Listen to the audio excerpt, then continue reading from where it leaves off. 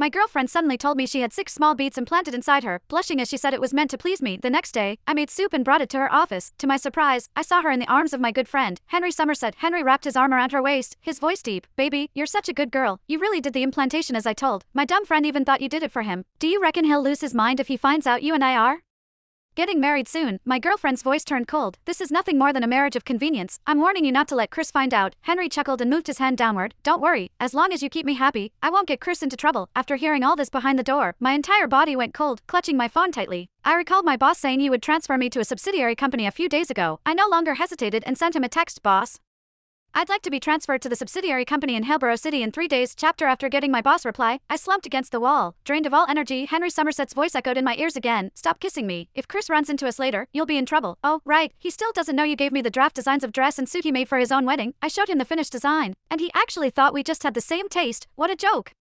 He's so naive, it's almost hilarious. My face turned pale instantly. I had been with Jenna Rogers for 6 years. Everyone in her social circle knew me. They all knew I didn't care about fame or money. My only hope was that Jenna could have a bright future. Once, she promised me she'd give me a grand wedding. I was so happy that I stayed up night after night designing our wedding outfits myself, revising them again and again until I finalized the last version. But a while back, the drafts suddenly disappeared. I tore the place apart looking for them, but I found nothing. Jenna hugged me with a guilty expression. She cried as she said, maybe I accidentally threw them out with the trash. I'm sorry, Chris. The effort from countless hours of work and sleepless nights, gone just like that. Of course, it hurt, but I still forced myself to comfort her, telling her it was okay, that I could just redo everything now. The truth hit me like a sledgehammer. My sketches hadn't ended up in the trash at all. She had handed them over as a gift to the man she was actually engaged to. I couldn't listen anymore. My steps faltered as I stumbled into the restroom. Just then, my phone buzzed. It was a message from Henry. Chris, when are you coming back? My fiancé stopped by and left. Otherwise, I really would have loved to introduce you too. I stared at my reflection. My face was pale. I splashed cold water on myself, trying to clear my head. Slowly, I walked back out. Henry was humming to himself. When he saw me, he looked me straight in the eyes with a knowing smirk. What took you so long? Did you see my fiancée? She's gorgeous, isn't she? I met his gaze, and in that instant, I understood he had done all of this on purpose. He wanted me to see everything and to crush whatever feelings I still had left. However, he seemed to forget something. Jenna and I had been publicly dating for 6 years. Even if we couldn't make it to the end, I wasn't some third wheel hiding in